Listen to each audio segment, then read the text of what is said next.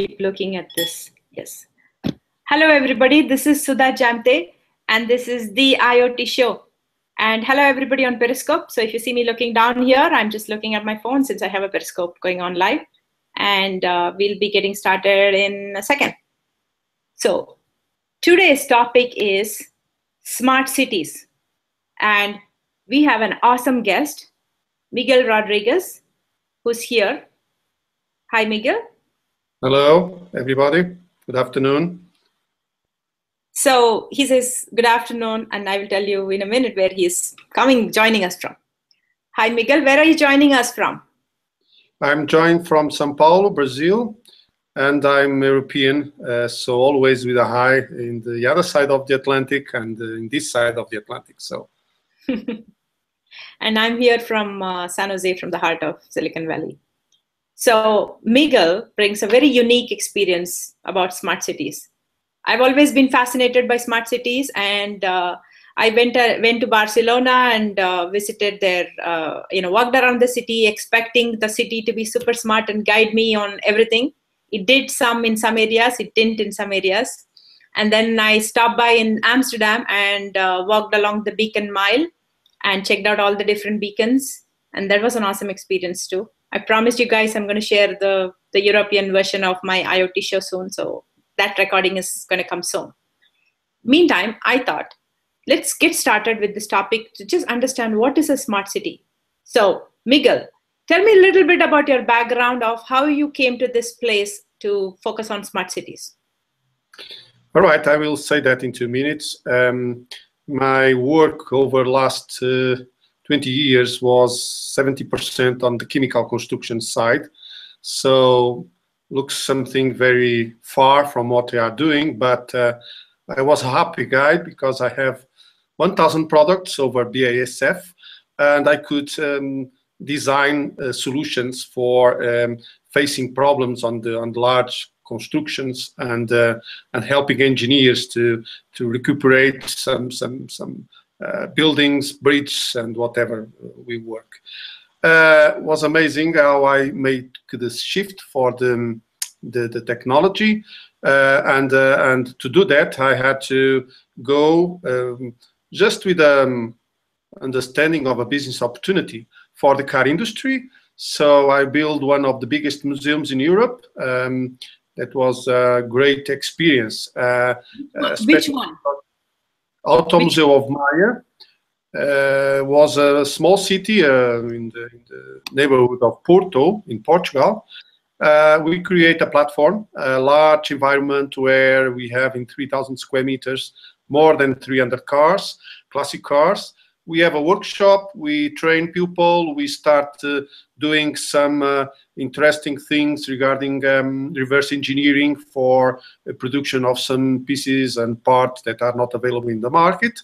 It was great because I get in touch with the engineer center where I saw a lot of potential to go for another step that I have done on direction of technology.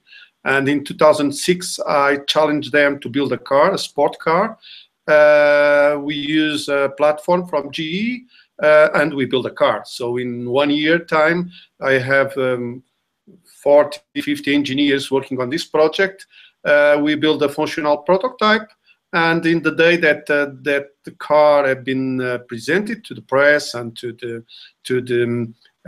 people in Porto City, I drove the car with the mayor of Porto on the historic festival in Porto, and he challenged me to do electric vehicles connected and to start having the first approach to smart cities. And in fact, I could create the first project for smart cities, having electric vehicles. So hold on for 1 second. So you actually came about to build a smart city from building a smart car, from connected car. It is. So where was the connection? I'm missing that. Yeah, having the electric vehicle connected and building some more elements in terms of connecting things at 8 years ago, was a first vision regarding what could be done in the smart city field. And that moment, smart city are not really a market. Is something that was starting having big discussions from the big corporations. But on that day that I launched the idea, the concept of a small platform, smart city platform for Oporto City, I get the attention of McLaren Electronics and Microsoft Automotive. And that day changed everything, because we start developing some other ideas, seeing how the citizen can be connected to, how we can get some more information, how we can try some experiences. And the smartphone was even on our perspective on that time. So we think about touch screens and some other devices in the city.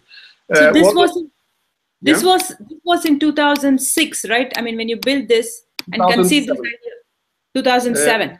Was that after the iPhone came, or iPhone was announced only in 2007, right? I think yes. It was just after that. And early 2008, I have been introduced to Steve Lewis from Living Planet, and I become engaged in smart cities because Living Planet is developing solutions and ideas on that field.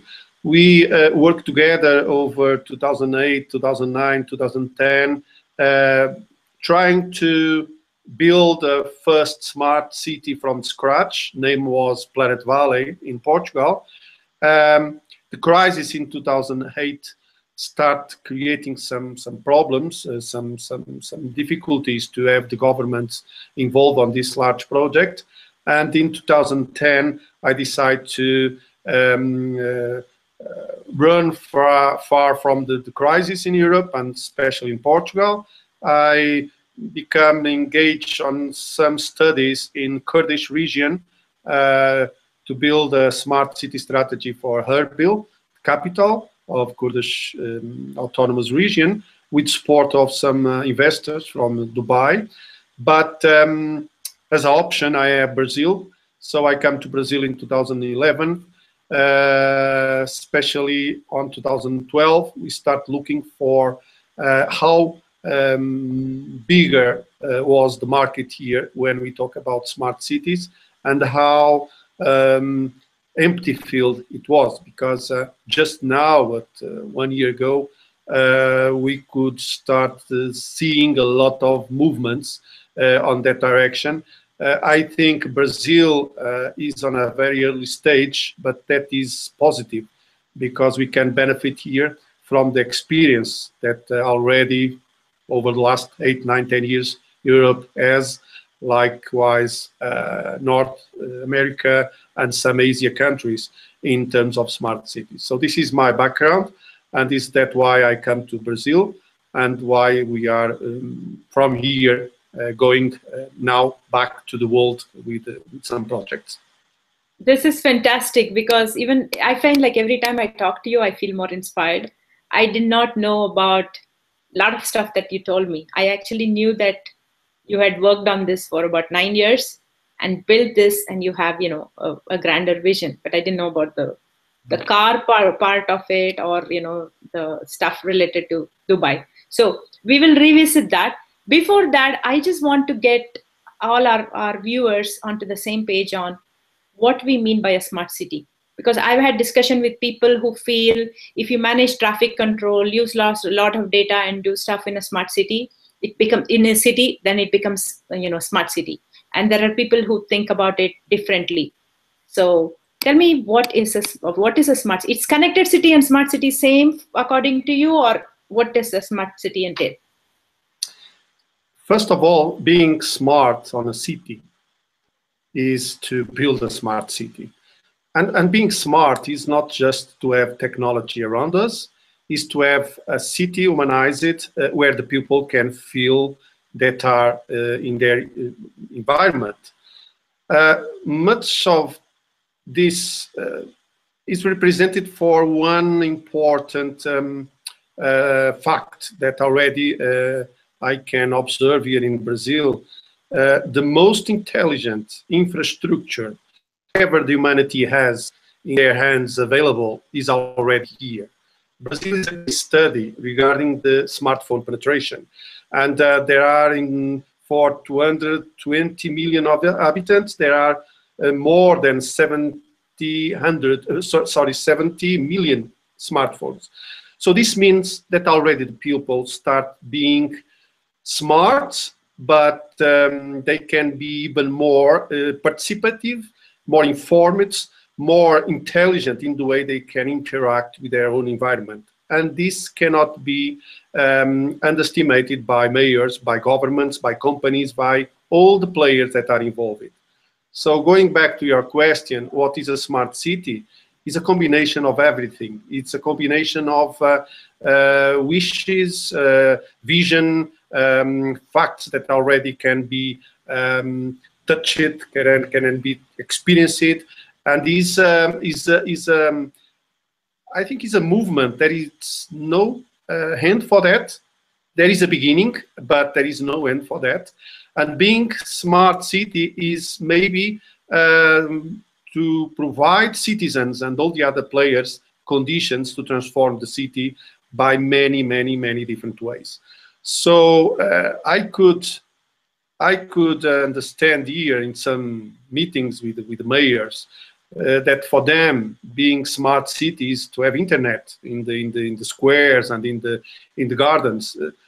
For others is to have some mobility concepts. For others is to have some applications. So it's a mix of everything. And as going back to my past on the chemical industry, and to have 1,000 products to build a specification that can solve one particular problem, where I use 5 or 6 or 10 combined products, is the same on smart cities. When you have so many problems, we start having, and so many solutions already available for that, we need to start designing the way that we can put those things together. And I think the intelligence of a city, you will start on the intelligence of the people, being them citizens or being them mayors or CEOs of the cities. So this is a movement that will go together and will be, I think, easy for each of the ones that are listening us, easy to understand that smart cities is everything that we can do, is everything that we can think to change our lives for something better, something more human, and not being just a citizen, a number, or someone without any kind of intervention on the ecosystem. Now the things will change for much better, and this is, in my vision, smart city environment in the future. There is something you said fascinated me.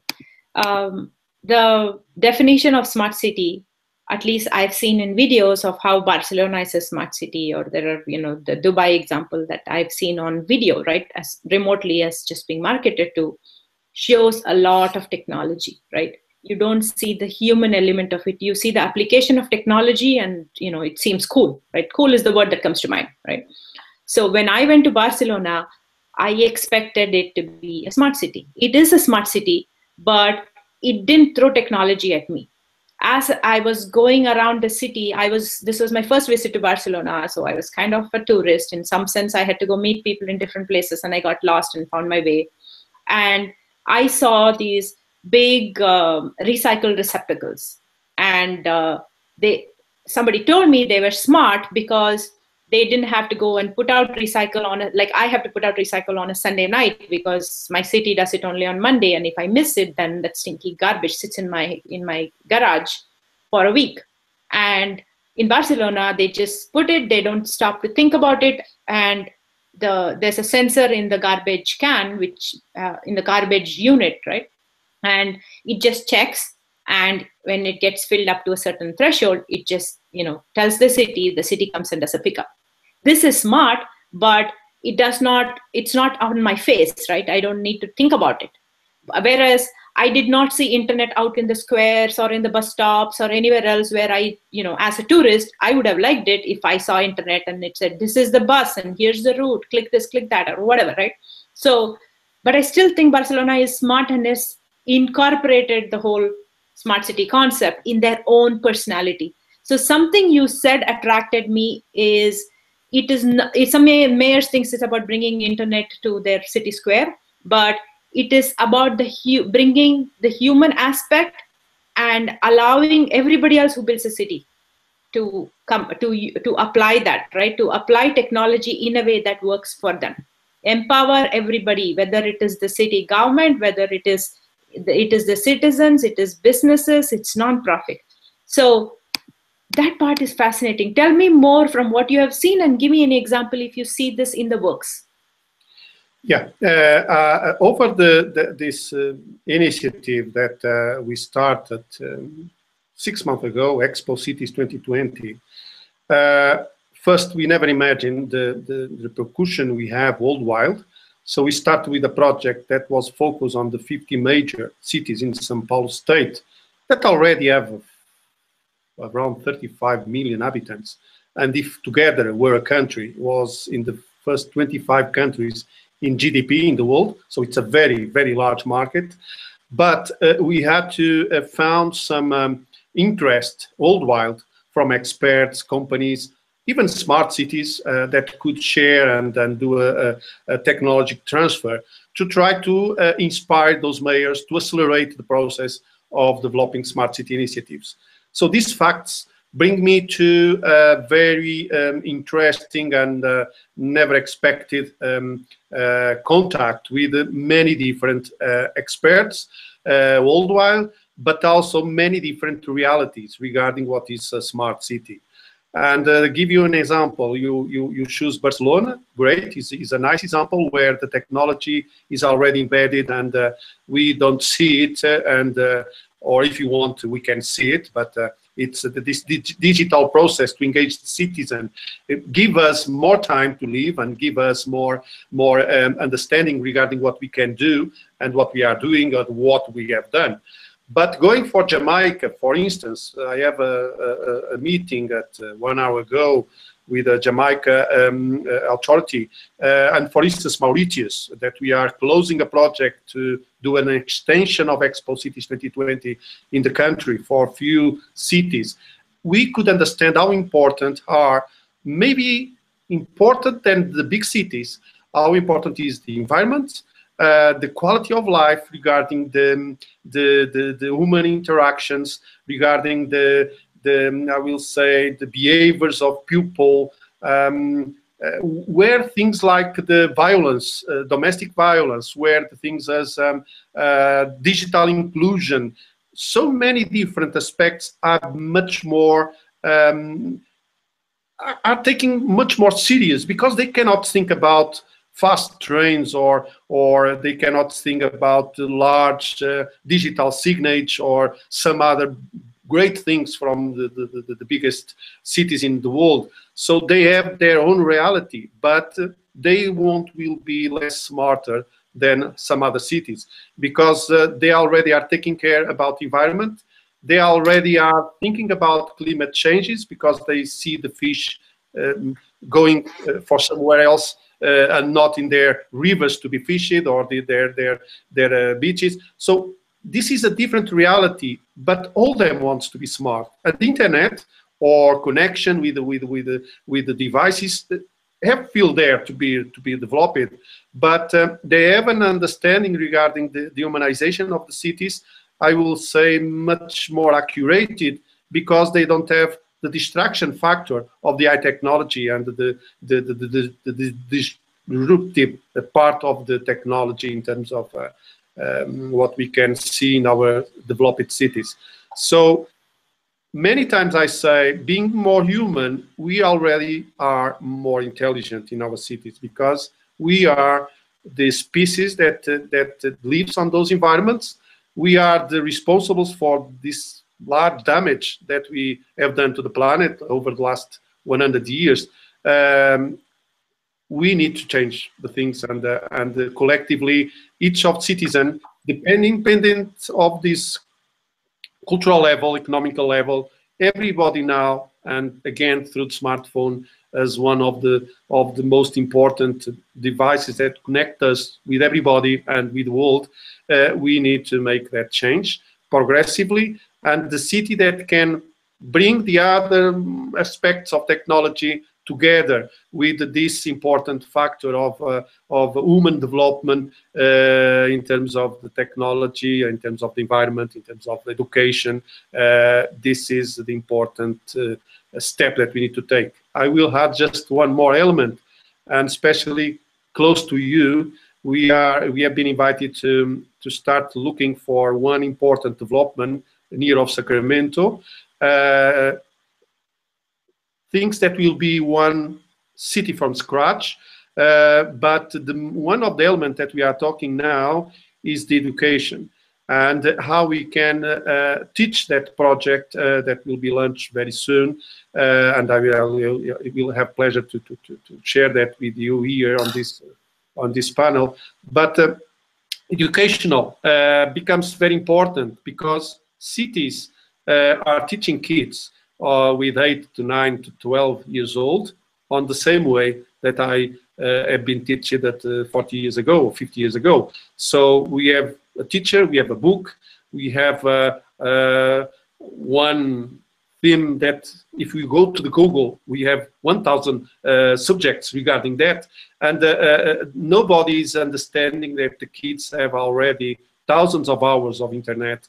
They have already a very high availability to gaming, to fight for objectives and to achieve them, and this is not the right way to motivate kids to see the world and to be part of the managers that we need in very, very close future. So all this needs to be changed, and this is the human factor on that. So the topic about kids and technology is very dear to my heart. So I believe that coding is like reading, and kids should learn it, but there is a whole other element of digital security and being responsible citizens and being sensible about their own privacy and all that stuff. So that's very dear to my heart. I don't want to digress into that topic, but did I hear you say that your project in Sacramento is about education? Is it education related to cities, or it's a separate project? No, education is just one part of that. Is one area where we are ready to support, especially because the Kids 2020, that is one of the applications on Expo Cities 2020, wants to bring with workshops for the school environment and 1 hour by day, weekly them that can teach the kids with the digital workshops and different tools that can be created. Teach them what it is racism, what it is recycling, what it is technology, not just coding, but everything that relates to their own environment. So this is one of what you mentioned earlier. A smart city is one that provides a platform for everybody in the city to make their city smart. So this aspect is about empowering the teens or the kids to do their part to make their city smart. Education is the first. And helping teachers to be better teachers. Otherwise, they will be out of the radar of the kids and out of the attention of the kids because they are boring. So they are not on the same level of knowledge that the kids are in certain themes. Yeah. So tell me a little bit about, I have seen the Expo 2020 site. So the fascinating thing for me is when I heard about smart city with Barcelona or Amsterdam or anywhere else, right? I see a video from somebody or they talk about it if they are remote, right? You were the first person who just gave me a site and you said, here you can we have visualization of the whole thing. We have a virtual environment set up the whole for what I offer as a smart city. So walk me through and tell us what you have on Expo 2020. I know it's a sales pitch, but I think it is worth it at this time for people to know. Yeah, it is a sales pitch, but it's much more than that. When I was challenged 1 year ago by the state government of São Paulo to trying to design a tool that could create a better communication between state government and the local government, municipal government, was a bit of a problem, because I take 2 months to try to understand how to do that and how to transform that tool on their expectations. By lucky, I get in touch by coincidence with a company that already has a small platform software prepared to build something that I was looking for.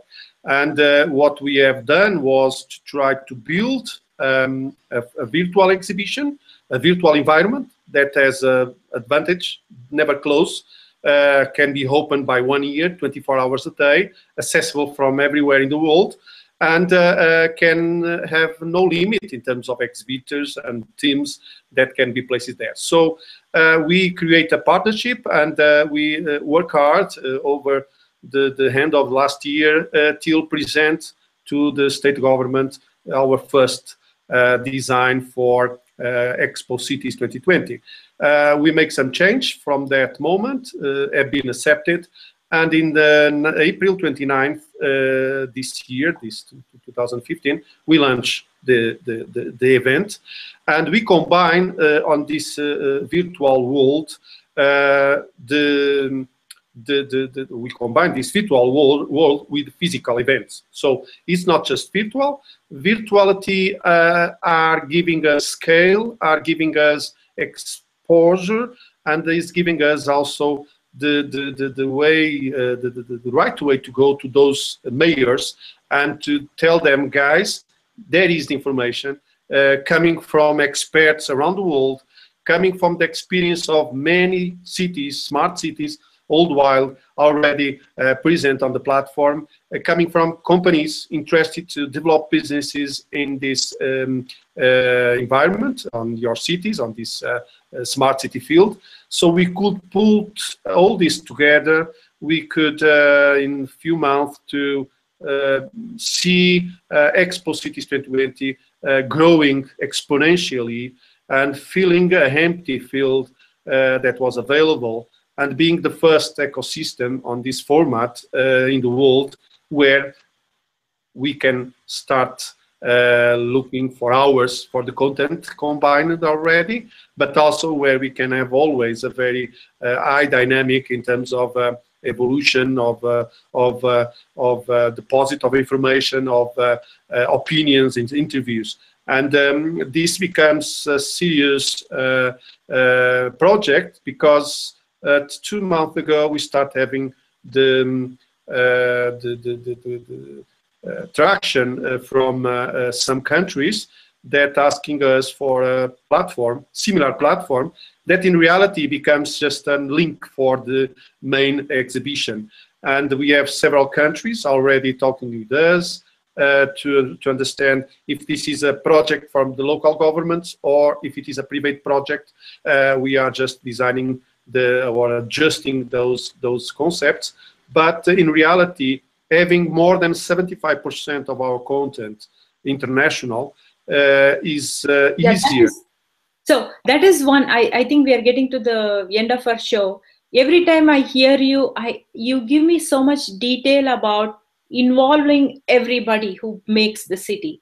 So what you've been talking about is how, one question I hear from everybody is awesome ideas of use cases of what can make a smart city, different for each city, but who pays for it, right? Who's funding it? How do you get the businesses involved? Where is the city's role in this, right? And every time I hear you, you actually bring that all together, saying here's the opportunity for businesses to get involved, here's the opportunity for kids to get involved. So I wish you a lot of success. But before we close, tell me a little bit about what you set out to do as local and it became international. I interpreted you at the point of international. Tell me about how this is becoming global, how it is different in different cities, but still there is something common internationally. Tell me your vision for that, and then we'll wrap up with that. I will say that smart cities technologies don't have boundaries. And what is being doing right now in your city can be done tomorrow in my city, even if you are in different continents. So this globalization is not a vision, is a reality. And we get the request from many people around the world, and some others we invite them to comment, to talk about smart cities on their field of expertise, and also comment on Expo Cities 2020 platform. And we get immense and very diverse opinions regarding what is smart city.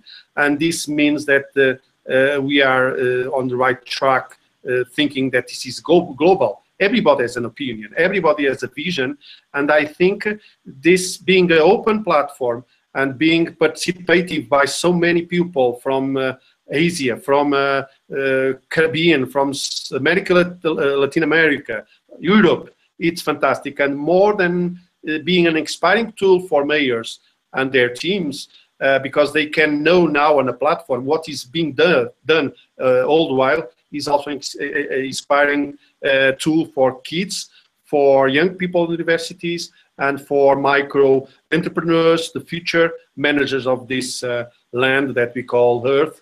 And I think this is why we are so much grateful for the lucky we have, but also so much proud that we doing something that now belongs to many, many, many people, and not just the idea that a guy that has it a few months ago here in Brazil. So it's more than that, and is something that we are proud of.